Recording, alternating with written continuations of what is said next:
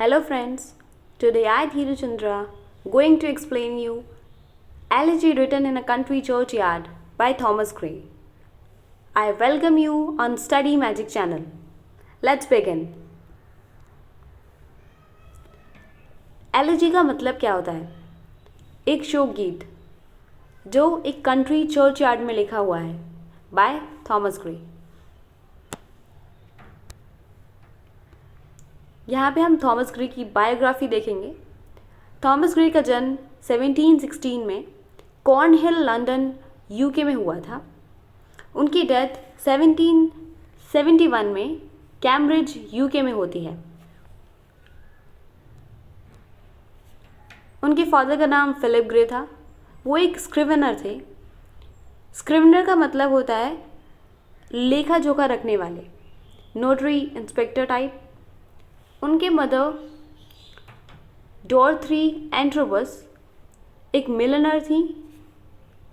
Let me show you. मिलनर का मतलब होता है महिलाओं की टोपी बनाने वाला और बेचने वाला। सो वो यूजुअली टोपी बनाया करती थी। यहाँ पे इनके पर्सनल बिलीव्स दे के रखे हैं कि ग्रेस के फादर वॉज मेंटली डिस्टर्ब, वो थोड़े से डिस्टर्ब रहते होंगे, and violent man who at some times abused his wife.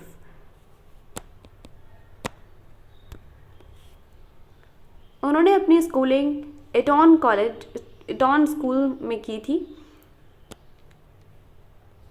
1735 में, और कॉलेजिंग अपनी कंप्लीट करी थी कैम्ब्रिज यूनिवर्सिटी से। बट उन्होंने उसे बिना ही अपनी डिग्री को लिए बिना वो 1738 में वहाँ से चले गए थे। ऐसा उन्होंने क्यों करा था? We will understand.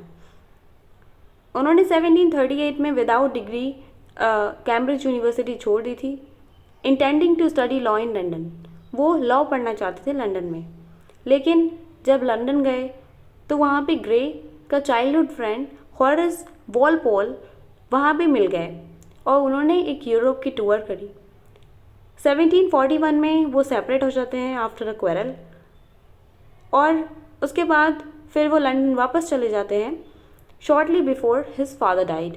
उनके पापा जस्ट थोड़े दिन पहले ही उनके जाने के बाद इस दुनिया से चले जाते हैं। Gray then moved with his mother to Stoke Poges. Stoke Poges एक जगह का नाम है। तो वो वहाँ पे चले जाते हैं एंड वहाँ से वो पोइटिक कॉम्पोजिशन स्टार्ट करते हैं अपना। उन्होंने अपनी फर्स्ट पोम 1742 में ओड ऑन द स्प्रिंग लिखी थी, एंड विद इन 3 months उन्होंने अपनी दूसरी poem ode on distance prospect of Eton College लिखी, और ऐसे ही वो अपने पोइटिक करियर को स्टार्ट करते हैं। इसमें ओड क्या होता है? ओड एक लिरिकल पोएम होती है जो थोड़ी लेंथी और इलेबोरेट होती है, जो उस टॉपिक को पूरे अच्छे तरीके से बताती है। ग्रे कैम्ब्रिज रिटर्न करते हैं और वहाँ पे फिर से पढ़ाई शुरू कर देते हैं। इन 1757 उनको ऑफ़र करी जाती है पोएट लॉरेट की पोजीशन। पोएट लॉरेट मतलब a person, a poet appointed by government, जिसे हम हिंदी में महाकवि भी कहते हैं। लेकिन वो रिफ्यूज़ कर देते हैं और फिर उसके बाद उनकी जर्नी स्टार्ट होती है। Elegy written in a country churchyard overview. It is written by Thomas Gray. Its publication date is 1751। ये किस तरीके से लिखी गई है? मीटर। सो मीटर होता है रिदम। किसी भी पोएम में कैसी रिदम है? Patterns of beats. मतलब बीट्स का क्या पैटर्न है? Arrangement of stressed and unstressed syllables. सबसे जो प्राइमरी मीटर होता है वो होता है आयम्बिक पेंटामीटर, और ये स्पेशली आयम्बिक पेंटामीटर क्वाड्रेंट्स में लिखी गई है। इसकी rhyming scheme heroic quadrants A B C D इस तरीके से है। इसकी जो की थीम्स हैं वो डिस्कस कर लेते हैं बिफोर डिस्कसिंग द पोम। हमने अब तक बायोग्राफी डिस्कस करी ताकि हम थॉमस ग्रे के बारे में जान सकें। उसके बाद हमने डिस्कस करा थोड़ा सा उसकी rhyming scheme as well as meter किस फॉर्म में वो लिखी गई है, एलिजी। उसके बाद हम की थीम्स के बारे में डिस्कस करते हैं।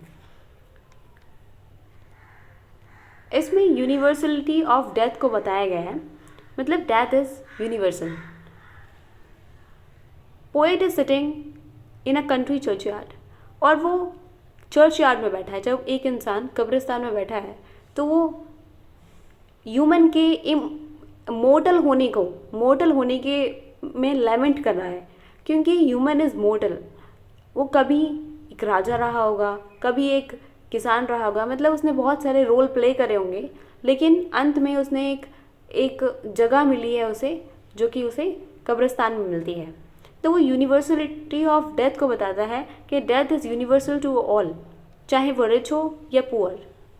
सोशल क्लास ह्यूमन वैल्यू को भी बताता है। इसमें इस एलजी में वो हर एक इंसान को बताएगा कि एक इंसान बहुत सारे रोल प्ले करता है, बहुत मेहनत करता है, लेकिन लास्ट में वो एक छोटी सी जगह, एक नेग्लेक्टेड जगह आके उसको दबा दिया जाता है, जहाँ पे लोग सोशल लाइफ अलग होती है। वो nature as well as cynical reflection of life को भी बताता है। वो नेचर को भी बताता है, साउंड्स कैसी हैं, कभी सैड होती हैं, कभी स्प्रिंग सीजन जैसी साउंड्स होती हैं, तो वो सब कुछ नेचर से रिलेट भी करते हैं। इसमें बस वो कंट्री चर्चयार्ड में जाके वो ये लैमेंट करता है कि ये जो पुअर पीपल थे वो कभी लाइफ हुए होंगे और उस जीवन में उन्होंने बहुत कुछ देखा होगा, लेकिन आज जब वो इस दुनिया में नहीं है तो कोई भी चीज़ उन्हें वापस उस दुनिया में नहीं लेके आ सकती। वो ये भी कहते हैं कि चाहे कुछ भी हो जाए लेकिन ये उठ नहीं सकते। Death is universal experience in different to status. Death एक यूनिवर्सल एक्सपीरियंस है, चाहे वो एक राजा हो या फिर एक गरीब प्रजा, but life is a personal experience that depends entirely upon status. वो कहते हैं कि लाइफ क्या है, एक पर्सनल एक्सपीरियंस है। It is not something very much universal. वो एक पर्सनल एक्सपीरियंस है। एक इंसान अपनी लाइफ में जो भी एक्सपीरियंस करता है वो उसके खुद के एक्शंस की वजह से होता है। He can make himself very much wise as well as very much rich from his thoughts. वो अपने थॉट से अपने आप को रिच कर सकता है और वो अपने आप को थॉट से ही pessimistic as well as negative भी बना सकता है। तो ये life is very personal experience, but death is universal experience in different of status. अब उसकी टोन क्या होती है, पहले वो कॉन्टम्पलेटिव होता है। कॉन्टम्पलेट मतलब कॉन्टम्पलेट करता है कि सोचता है, चिंतन मनन करता है। अब स्लाइटली मोर्नफुल, और वो परेशान भी है, एक तरीके से शोक में भी है। दैट्स वाई इट्स एलिजी, ये एक एलिजी है। Gray started writing elegy written in country churchyard after death of his closest friend Richard West in 1742. वो लिखना शुरू करते हैं जब उनके क्लोजेस्ट फ्रेंड की डेथ हो जाती है इन 1742। सो हम ये देखते हैं कि एक इंसान के जब जब लोग चले जाते हैं तो वो अकेला महसूस करने लगता है, and he started feeling very much low. तो वो अब किसी न किसी सहारे को ढूंढता है। तो कुछ लोग पोइट बन जाते हैं, राइटर बन जाते हैं, कुछ लोग एक तरीके से अपने प्रोफेशन में बहुत आगे निकल जाते हैं, मतलब अपने प्रोफेशन को उस तरीके से जोड़ते हैं कि वो यूनिवर्सल है, मतलब डेथ इज़, वो उसे जस्ट एक्सेप्ट कर लेते हैं by wiseness. Gray was deeply self critical, वो सेल्फ क्रिटिकल होते हैं एंड एफ्रेड ऑफ फेलियर। इसमें इनके बारे में लिखा गया है कि he was afraid of failure. So he shelved the poems for years. उन्होंने वो poems बहुत सालों तक शेल्व करके रखी, मतलब एक तरीके से एक शेल्फ के अंदर रखी, वो किसी को दिखाना नहीं चाहते थे। After his aunt died in November 1749 and his childhood friend Horace Walpole was nearly murdered by two highwaymen that same month, grey began seriously contemplating his own mortality. तो इसमें हमें पता चलता है पोइट के बारे में कि जब उनकी आंट की डेथ होती है नवंबर 1749 में, और उनके चाइल्डहुड फ्रेंड जिसके साथ वो यूरोप के टूर पे जाते हैं, हॉरेस, तो उनकी डेथ हो जाती है, वो मर्डर कर दिए जाते हैं बाय 2 हाईवेमैन। तो उनको बहुत बुरा लगता है और वो अपनी मोर्टैलिटी को कॉन्टेम्पलेट करना शुरू कर देते हैं और बहुत ज़्यादा ही एक तरीके से नेगेटिव और एक ऐसे इंसान हो जाते हैं जो रियलिटी को एक्सप्रेस करना चाहता है। He turn back to the poem, he began with west death and build off those lines to create Elegy Written in a Country Churchyard, a poem that enabled him to consider his interpretation of the afterlife. तो उन्होंने इसमें क्या लिखा है? उन्होंने ये लिखा है, पहले तो वो स्टार्ट करते हैं उन कब्रों से, उन ग्रेव से जो वहाँ पहले से हैं। उसके बाद वो लास्ट में ये बताते हैं कि कोई जो पूछेगा कि ये जो पर्टिकुलर ग्रेव है वो किसकी है, वो पोइट अपने बारे में कहते हैं कि ये पर्टिकुलर ग्रेव किसकी है, तो कोई बताएगा कि एक पोइट की हुआ करती थी जो कभी यहाँ पे होते थे। मतलब वो जगह बताता है पर्टिकुलरली कि वो कभी हिल साइड पे हुआ करते थे, कभी चर्च यार्ड में, कभी कहीं पे।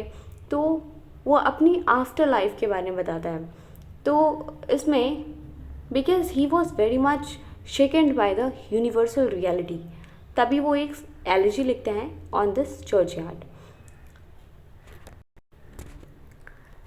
सो इस पूरी वीडियो में हमने पोइट की बायोग्राफी देखी एंड उसके बाद पोइट के बारे में कुछ पर्सनल जानकारियाँ मिली कि पोइट ऐसा क्यों लिखता है, और इसमें जो जिस्ट है वो भी हमने देखा कि इसमें की थीम क्या यूज़ करी गई है।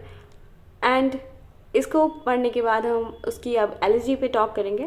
Then for that certain time, thank you very much.